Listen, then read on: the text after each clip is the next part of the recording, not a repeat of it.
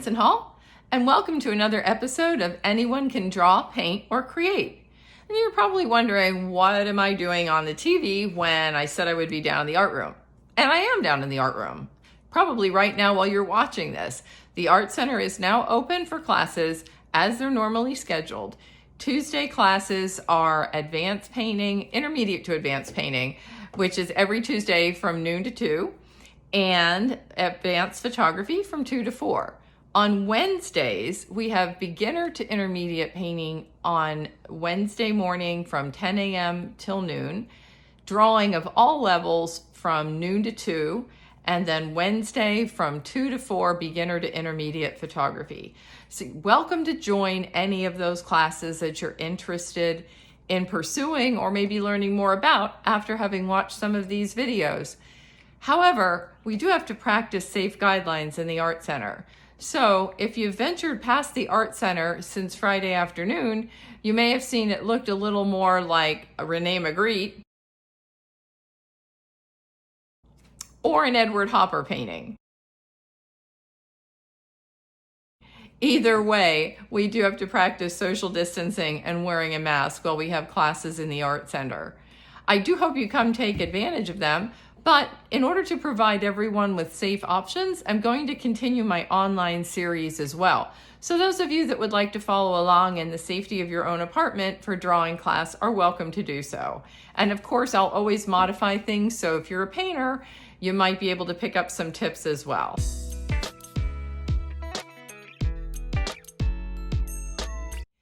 If you recall last week, we were working on drawing the human portrait.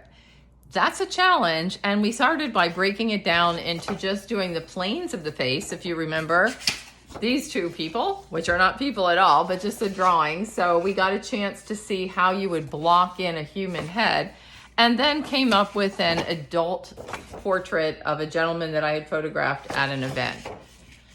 And that's fine. So we're going to take it a step further today. Two ways. We're going to work in color. I'm using colored pencil, and I'm also going to use some pastel. Dry pastel, or if you even happen to have colored chalk, is helpful because we can use those mediums together. They do work in tandem. And we're also going to be working on a child. I've been asked why or how can I possibly do something special for my grandchildren, great-grandchildren, or even surprise my own children with a picture of them when they were young. Children have different proportions than adults. Well, we all know that, of course, with height, but their heads are a different size too. So the ratio of the head to the shoulders, and even the head all the way down to the feet, are very different. In a baby, a newborn baby to toddler, maybe 2.5 age, the ratio of the head to the rest of the body is about a third, believe it or not. If you take the size of their head, you could get 2 more and probably get to their height.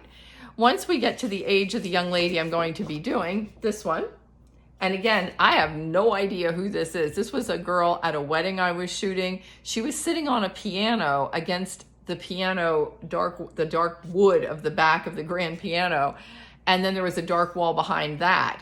And I just thought she had a stunning look on her face. She was a flower girl just waiting for her time to get ready, and I caught her just watching the bride getting dressed. But I don't know who she is, so I don't have any emotional attachment to this subject. But someone about her age, and she was 5 as I recall, the proportions are about 1:5. So if you are drawing a full body, which we're not doing today because we're doing portraits, but just for basic knowledge, it's about a 1:5 ratio.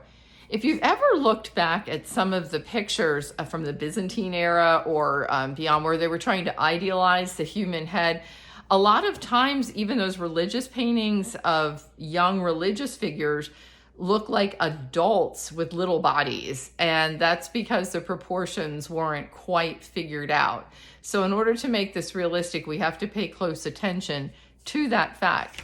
Also, on a child, their whole face is bigger, and actually, whereas we usually draw about a third of the way down and put our eyes and ears here, for young children, it's about half the way down. They have much more room to grow into their faces, and their foreheads are taller as a result. So let's get started, and we will see where this takes us. Now, since we are practicing portraiture and not full body pictures, I'm going to not draw her whole dress, much as that would be a beautiful portrait. And someday I am going to paint this as one. For portraiture work, we're going to probably crop it off at about right below the shoulders. So I will make a more narrow and full picture of her head to fit part of my paper. If you're moving on into color today, and of course you can follow along in pencil if you like, but what I would suggest doing is if you're drawing in color pencil, use a colored pencil to sketch it out, but just use it lightly. It takes us away from the chance of erasing a lot of graphite and getting graphite dust, which can really deaden the flesh tones when you're doing a picture in color. So I'm going to start like I did before last week, just by drawing the oval. And she's a more front view of a face, but she is looking aside a little bit. So I'm just going to turn where I'm blocking off my lines for where her top of her head is, which is not the top of the forehead. Remember, it's the top of here. And then I'm coming down to about where her eyebrows would be, maybe where the nose is, and then the seam between the mouth. And the way she's sitting a little bit hunched over, I'm not going to get a lot of her neck, but I am just going to draw in a little bit of what I see in her back. Her neck is turned a little bit. You can see this dress comes down, and I am just blocking this part in. We are not seeing her ears in this picture. So if you don't want to add ears, don't feel obligated. On certain pictures, sometimes we see them and sometimes we don't. Now this doesn't look much like the young lady, it's just a little outline drawing, but now we're going to get started blocking in where things go. I like to start with either the eyes or doing a contour outline of where I see the hair, but for her, I'm going to start with the eyes. And I'm just going to take my eraser and get rid of some of these lines so I don't start getting too much of that in. And I'm just using my red pencil because that blends nicely with other flesh tones down the road. And if you notice, this young lady has red hair. So I'm going to try to keep true to the tones here a little bit and just lightly block in about where her eyes are. Now the key to remember is, yes, there's space, but we're going to be shading a lot of this in. So if I can just block in roughly the eyes, and I want to do the eyes before I stop and then move on while I give you a chance so you can see what I'm talking about with this blocking. Okay. And we want to make that a little bit lighter there. And then this comes across a little bit there. Her eyebrow is here. If you follow eyebrows, they'll lead you to the nose. But we don't want to make the nose the dominant feature on her because in most cases, noses are usually something we just kind of gesture in rather than like we talked before about making every feature 100% perfect. So I'm just kind of blocking in lightly where a nose would be and then roughly where I see her mouth. And then this will give me a chance to go in and correct things like getting the shape of her face. And then I can start figuring out hair. So I'm going to bring this in a little bit more here and bring the chin up. We tend to always get longer chins when we start with those ovals. And remember, those ovals are just a guideline. Please never think you have to be locked into your first oval. So if you can see here, I've blocked in the eyes and I've blocked in the nose and the mouth, just roughly. The reason I wanted you to get these eyes in is because people will feel like, oh my gosh, I have all this space over here in a drawing. If we go back to the planes of the face, remember this is going to get shaded in because it's the side of her cheekbones. Although in a young child, it's not as pronounced, there's still going to be a shadow. So I have blocked in roughly her eyes and her basic features, nose and mouth, and then I'm just going to go back in and use the hair as a guideline as to where things are. So here are the bangs. I'm using that to know where to come down to. Then I'm coming over here and out a little bit. She has some wispy hair here and her hair kind of comes in here. And now I can see I need to move her back further out. So art is always changing. It's always evolving. Please do not ever feel like, oh, I put something here, I can't move it. Sure you can. That's why we have erasers, yay. Okay, then I'm going up here. She's got this really cute bow, and I'm not gonna get into all of the detail right now, but I'm just gonna kind of rough in a little bit of this bow for demonstration purposes. I've run out of paper. Normally you wouldn't want to do that. You would want to give her some headroom up here. She's got a little part in her hair. Her hair comes over, and you can see how I'm talking to myself. If I didn't even have this video on, I would be talking to myself, because that helps me know roughly where I'm going and gives me a little information as to where I need to add things. And here, I just want to make sure I get this neckline in before I pick this up and show you where we are. She's got a little fold in her dress here.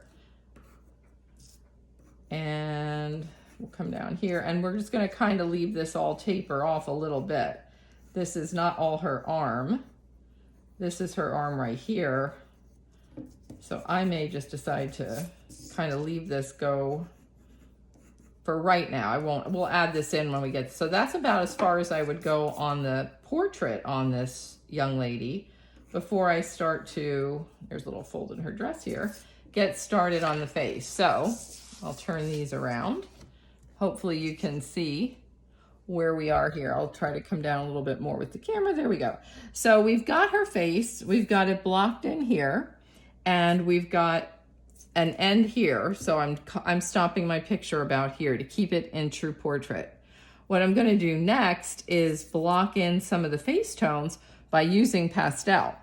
As we move on to this portrait, remember, you don't have to use pastel and color pencil. I'm gonna try to show you a little bit of how it would look with both, but I like when I'm doing a soft portrait, especially a younger child that has less defined areas of their face, also known as wrinkles that we all get as we age.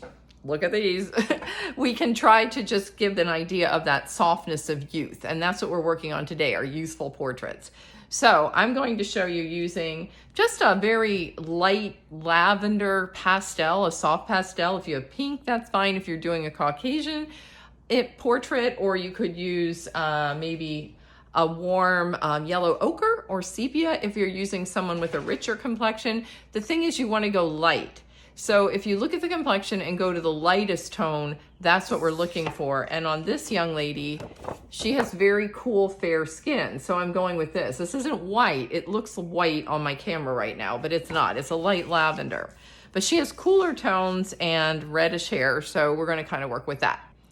All right, so I have my portrait drawn out, and what I'm going to do is just lightly take my dry pastel.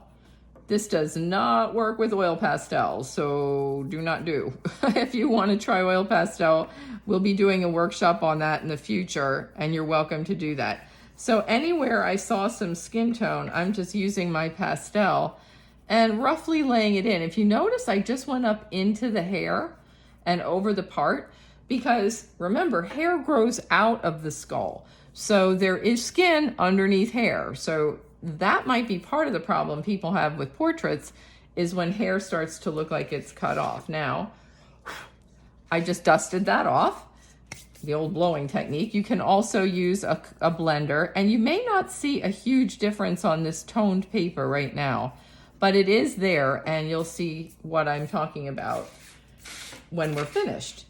However, I want to show you just the difference of the two. So we're going to scrap paper for a second. And I'll lay this in a little heavier so you can see the difference. So hopefully you can see a bit of a tone here. It's very light pinkish purple color. If I wanted to just start with pink and colored pencil, I would be laying in this tone, but you can see that colored pencil by itself is a little bit darker, even if I press light. However, if I take colored pencil over the pastel, I get this beautiful soft colored pencil pink that's a lighter version and closer, pardon the dust, there, of what I'm trying to get for her base tone of her skin. So if you have pastel, go for it. If you don't, no worries. We can use colored pencil. And since this young lady's undertone of her face is predominantly pink, I'm just taking pink, and you can see the pastel dust is moving around a bit. That's fine. Some of it's going to remain, and it's just going to be enough to give me a base so that when I do more of my color pencil, it doesn't have that rough look that some people do not like, especially when they're doing children's portraits. Once I've established the base tone of her skin, I'm going to go ahead and start using a brownish red because she has brownish red hair. Mostly red, but in this particular one it's brown. So if you're following along with this one, this is a terracotta colored pencil. It's just a warm brown. And what I'm just going to do for hair is lightly tone in the whole surface, knowing that I'm going to go back over it with other pencils and different colors. And where I see no hair, where the bangs are wispy, I'm not going to color that in, because it's much easier to leave something out than to put it in too heavy and have to take it out later. And then of course I'm going back in, and her hair goes up into her bow. And you can see I'm doing a lot of back and forth lines. Hair is a lot of lines, but what people get in trouble with, and I'll go back to this, is drawing hair, I'm exaggerating, but one little line at a time. Try to think of it as blocking. Unless somebody has extremely short cropped hair or a newborn baby that are mostly bald or something like that, you can think of it as tonal blocks, and we can just give the illusion of line by adding different colors. That's much easier than trying to draw a whole bunch of little wispy lines all over the hair. And I'm just darkening in with this tone where I see her hair darker in the picture. A little bit darker here. I'm talking to myself again, as all good artists do. And coming darker on this side here as well.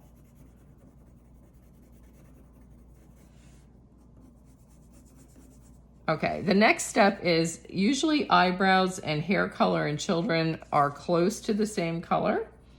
So I'm just gonna lightly block in where the eyebrows go, and they might look a little heavy right now, but they won't later on. And eyelashes usually follow, again, the same color as the eyebrow. So she has brownish red eyelashes and a brownish red eyebrow. So I'm just using the same color.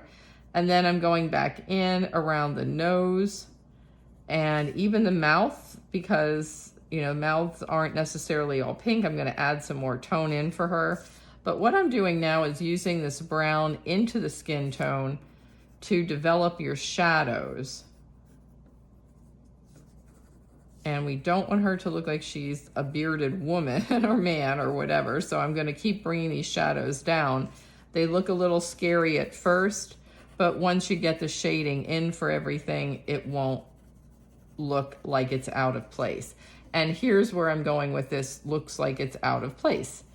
If you're using the color on your subject, use it somewhere in your background. We're using what we call nondescript background tones. So if I use this brown, I'm just gonna kind of shade in it a little bit somewhere else in this picture, maybe almost give the illusion of a shadow somewhere.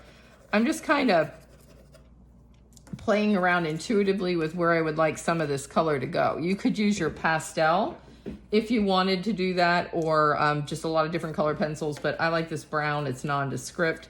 It'll be a nice offset to this light pink dress.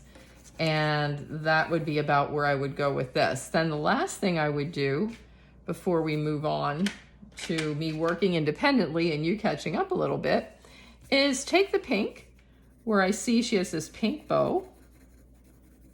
And I'm gonna go over it with some white later, but I'm just blocking in my brighter pinks. And I'm changing her outfit to be just a little more pink than what I see here, because I wanna have a bit more different so that you can see it on the video better, because there's a lot of light colors on this and they don't tend to show up so well in video format. So just kind of roughing in this little pink color here, and she does have pinkish cheeks that are a little more vibrant on the side, so I'm just bringing in a little bit of pink on each side. Looks like her face was flushed a little bit. And as I recall, she was running around with a ring bearer, so that would explain some of the flushed look on her as well. And then taking this pink color and kind of here and there going in the background. These are nondescript portrait backgrounds. And I'm letting a lot of the paper show through, but it'll just ground the portrait so it doesn't look like it's cut out. If you can see close up, there you have the beginnings of what's going to be our portrait. What I'm going to do next is just refine some of the shadow tones here, and then I'll talk to you about the eyes when we come back. All right, I took the liberty to block more of this in and just get it a little darker so it's visible for you as you're following along.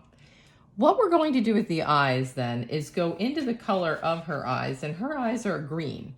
So I'm going to use my green pencil over where I had drawn in with that red and just lightly, and I mean lightly, tone this in, because this is going to go to a lot of different colors in a minute. We're not going to leave these big orbs of green, but I want to just give the background color of what the iris looks like. And then I'm going to go back in, find my black here, or actually I'm going to use this one, which is a darker green, and go around the rim of the eyes just really lightly. Again, I'm just barely touching this, but I just want to show you that.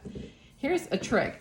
The younger a person is, the more defined the dark outline around their eye is. So for a young child, we would want to see, I'm using my computer as a light again, we would want to see a little more of that outer ring, but we don't want to make it look too crazy. And right now she looks a little scary, but we're going to fix that.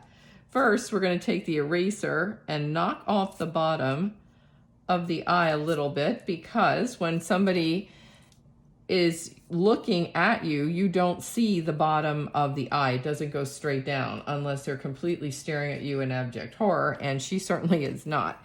So there's actually a highlight here. So I'm going to take my white pencil and just kind of draw in this little highlight for now. And of course, we're going to draw in a little bit of white over here as well, just to lighten up this area. But we don't want to make the eyes white. Remember, the eyes are an orb, and as they recede back, they're not completely white. As a matter of fact, on this side, there's even more of a shadow. This will start to look better once we get the darker tones in and go back in and get the pupil. So let's see if I have the right color here. Yes, I do.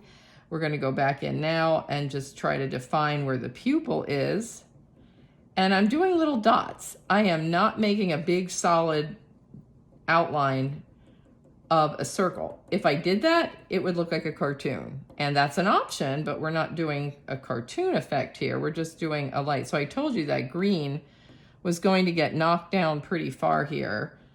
And I'm going in and just kind of lightly dabbing that in. Now, while I have this pencil, and this pencil is actually indigo blue, it is not black. And that's good, because blue is going to cool down some of these warmer tones in her hair. And I'm going back in with the same color. So remember, once you use a color somewhere, use it somewhere else. Back in and darken these areas to give my hair some depth. And also, we know around her part, there's a little bit of a darker tone as well.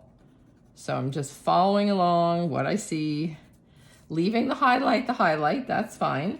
But around this bow, her hair gets pretty dark because Mom had pulled her hair up to a little bit of a side here. So we've got some side stuff going. There's a little bit of a shadow on her hair as it comes down. There's lighter there, but there's a shadow here. And if I want to narrow her face a little more to get that defined, is fine. And then I'm using this tone as well to help define my chin a little bit more, because there was a shadow that comes down here. So now you can see I'm using this color again to give some cool tones to this dress and help define where I see some of my shadows coming in alongside. This helps unify your picture and doesn't make it look so cut out. So just by using these tones somewhere else where I see my darkest areas here, because again, this is colored pencil. This isn't a photograph. So we're trying to make it look like a drawing. So we're doing a drawing. And now I'm taking that same bluish tone and kind of going into my background as well. So before you put your pencil down, once you start doing an area with something, look around and look at anywhere else you think you might be able to use that color, and then go into your picture from there as well. And again, I'm going to be going back over this with some other colors too, so fear not. We're just getting some of the basic tones in here. But I do like some of these outlines, and trying to build up the sense of the shadow of her face, and bringing a little blue in here as well. And then again, I can just darken the nostrils a little bit with this blue, and pardon my left-handed, I'm going to create the distance between the upper and lower lip. I have not put in the upper lip yet, but the distance using, again, the blue pencil. Blue will allow your portrait to not look so flat. It will allow the portrait to have more vibrancy. If I use straight black, it would deaden it. So I prefer an indigo blue if you're following along with colored pencil. Okay, now that I have some of this blocked in, and hopefully you can see this, I'm going to go back in. If you're so fortunate as to have a different brown, and I do, I'm going to use a darker brown now just to go back over that blue so I can unify her hair a little bit. And I'm going over where I left it white because now I know where my highlights need to go. And I'm coming in here a little bit darker, and you can see I'm going back, forth, because I want this hair to look choppy. She had wispy hair going on here. There's a little bit of a space. And then we're going over here. Remember, little kids don't have perfect hair. They're perfectly imperfect, but they do have a lot of little wispy baby hairs. So we want to make sure we're staying true to the age of our subject. And then I notice here, I just need to come in a little bit more around her face because there's a pretty dark shadow. Since I have my brown, I'm going to use that just here and there, just to kind of define, not over define, and use less of it, but I'm just kind of giving a few little lines, you know, just to zhuzh up the background a little bit, and to also give us some unity. And that's really what we're after here in a portrait. So now I'm going back in and defining her brows with this darker brown just a little bit more. And I can see here I need to bring some more bangs over.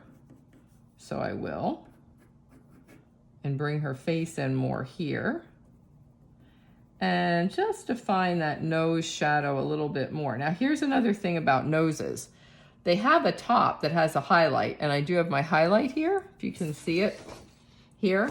But once we go back up across the bridge of the nose, there's a shadow again. So I'm just gonna lightly draw in that shadow, and that is kind of key to making your nose not look like a cutout from, I don't know where, from somewhere else. So we don't want that. All right, I think that's pretty good. Just define this here a little bit more. Okay, game changer. Instead of using your white color pencil, which always works great for blending, I'll show you right here. If I use my white, it's kind of pastelifying, and that's one of my made up words, yes.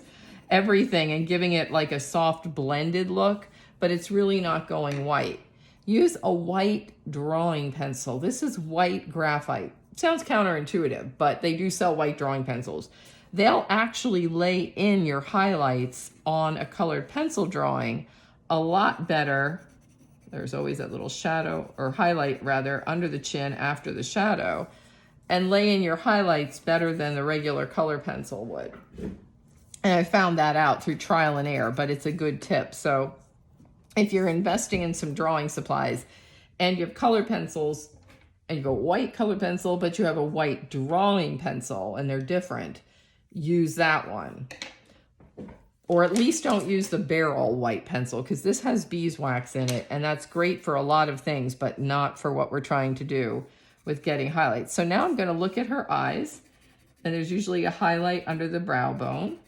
So I'm going back in. I'm kind of overemphasizing these highlights for right now, but I'm going to blend them in and they won't look so crazy later on. Going back in with my white up into here where I see a highlight for her face. And there's another bit of a highlight going across her face here on her chin. Remember that middle plane of the face, no matter what the age, that usually has the highlight in it. And if nothing else, and down here we've got a highlight. I'm gonna fix this chin a little bit. I don't like how this looks rounded here, and I'll fix that before I come back to you. But, okay. For demonstrative purposes, what we have now is a color version, if you can see that, of the highlight of the middle part of this plane and the shadows around the side. But of course, they're not as pronounced as this one when we get to a real life portrait. What I'm going to do is go back in now and just refine this jawline a little bit more because I feel it's a little too thick right in here, and that's okay. We can change that. All right. Well, you were working on your portraits. Hopefully, I was working on getting some more of this put in, and I did block in that lighter area more and actually bring in some shadows. So now it's time to add those finished details that really make a portrait pop. The catch light in the eye, adding a little bit of dark. Now we can use the black color pencil and just kind of finishing this portrait off. As you can see, I now have a black pencil, and whereas we didn't want to use black before, judiciously used, it can just help define your darkest shadows where sometimes we get lost with all the colors blending in. If you remember my portrait of myself from the 1980s, we can all recall how my hair looked a little crazy, and this little girl does not have that. So I'm just kind of here and there going back in and just giving a little bit more shadow. I don't want her to look like an adult, so I'm not going to overdo that. But I did bring in the catch light, and I'm also adding a little black over the brown just to the outside edges of her eyelashes. Eyelashes can be created by doing thicker lines, but not by making little spikes. Everybody thinks of maybe mascara that people might be wearing, but first we know like little children aren't wearing that, and secondly, nobody's eyes hopefully looks like spiders. So I'm adding a little pink at the inside where the tear ducts are because that will help bring this portrait to life a little bit. And I'm also going to now go back over with pink again because she does have a very fair peachy complexion as a unifier over where I use some blues and things for shadows just to try to give this thing a little more life. So you can see I'm just lightly dancing over the whole eye. I'm even going to use it to define the bottom edge of the eye here rather than a dark color because otherwise her eyes will look too cut out. So now the only thing we have left to do is maybe shade in a little bit of the bow. So I am going to use the blue color pencil. Here it is. And just give a little bit of a darker tone to this part of the bow up here. So if you're following along on this picture, I'm just adding in a few little shadows just so this bow makes more sense with the rest of the picture.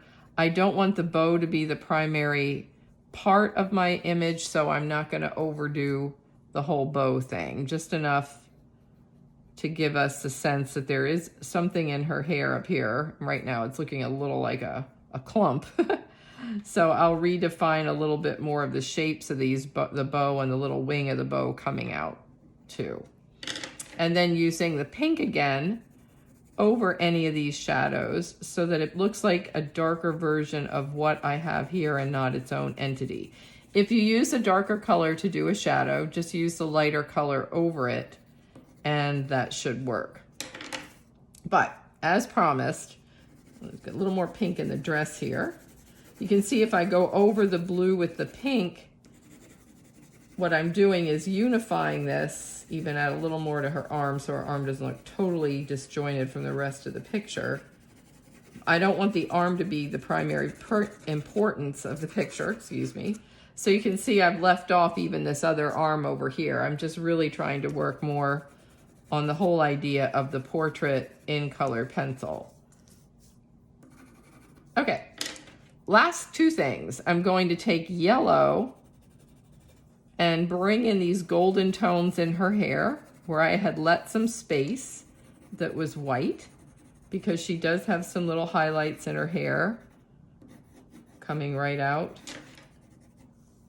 and some of the parts in here. So I'm just putting this in where I see it. And this yellowy tone is also going to liven up this picture a little bit too. So it's going to keep it from looking too flat and too just sort of inanimate. We want to give her a little more animation. So also going to just really lightly dance this yellow over the whole face, really lightly. But what that's going to do is warm her up a little bit, unify the hair from the picture, and we're going to go back in with some last things. And then I'm going to take this yellow, just like I did all my other colors, and kind of sketch it out along my edges, just so this doesn't look totally floating, and it unifies the figure and the ground. I might even dance a bit of yellow in there. I'm using the word dance because I mean lightly. I don't want to overdo too much of this with that yellow. But that really did a nice job. I'm really happy with that. It warmed up her skin tone. So now back to this white drawing pencil again. This is a Chinese white drawing pencil. I got this at Plaza Art. You can get them pretty much anywhere. Or if you have color pencils and the brand is Derwent, that will work too, because those are graphite color pencils. They're not beeswax. But what I want to do now is go back in and define that catch light in her eye.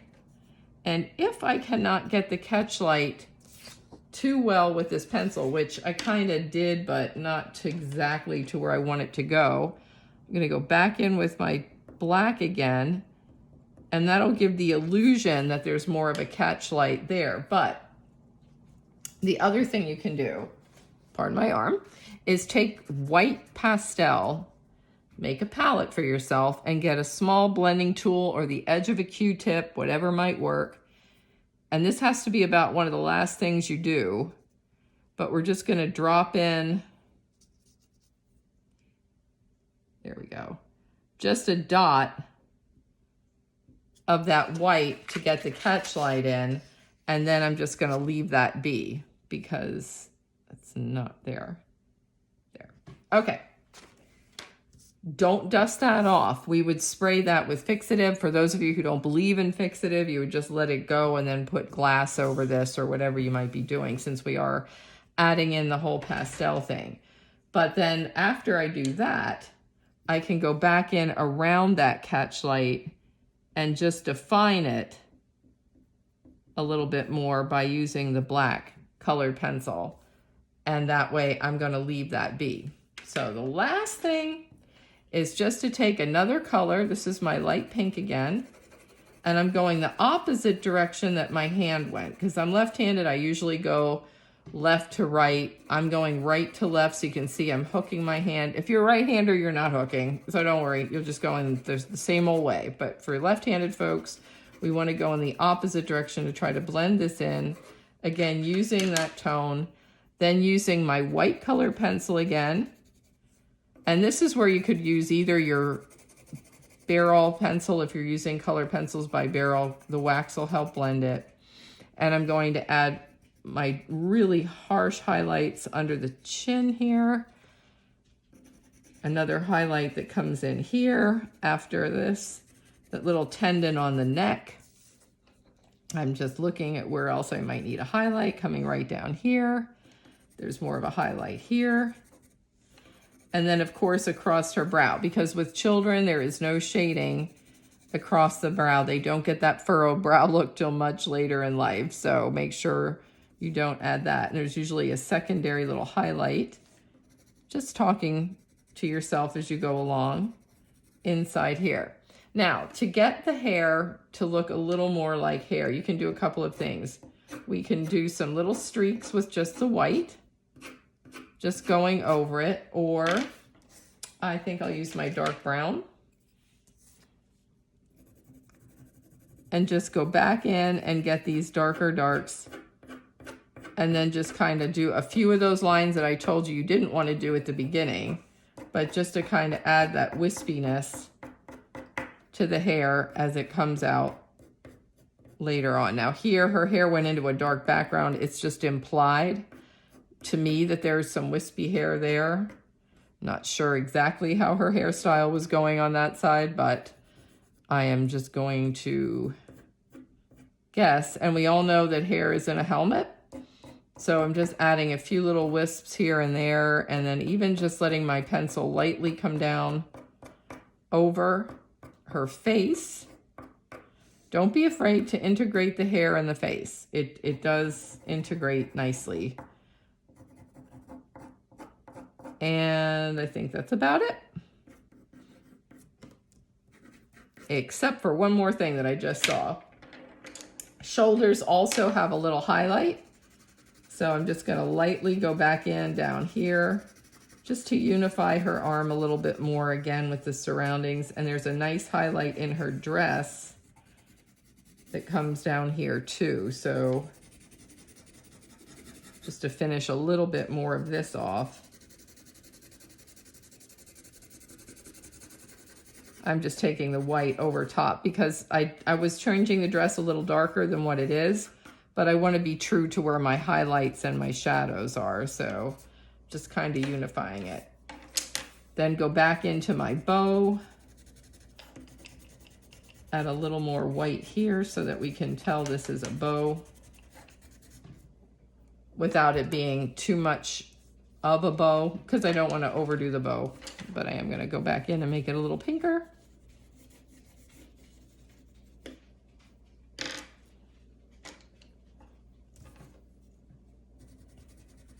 And then add my final highlight up here. Don't be afraid to press hard if you need to. I realize I have to get more of a light tone in this bow up here, so that's what I'm doing. And again, my bow went off the page, so hopefully you want to leave a little more headroom than that, but that works. That's okay for what we have to work with on this.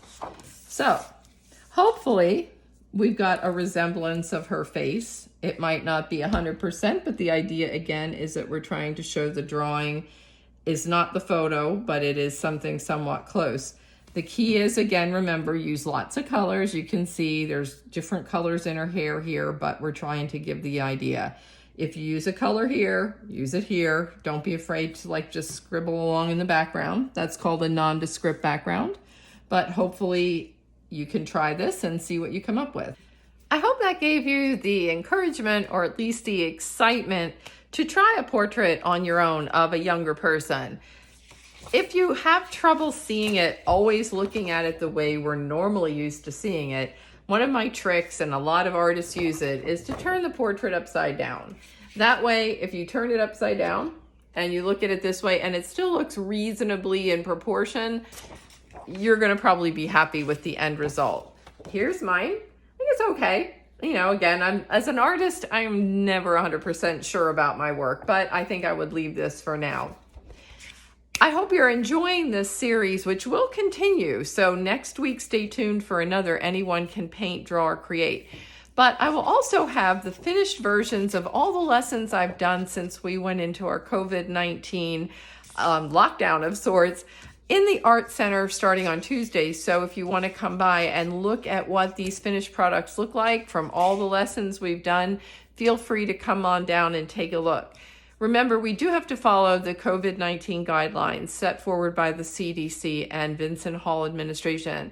So if you're in the Art Center, please practice safe social distancing, 6 feet apart, and also please wear a face mask at all times for everyone's safety.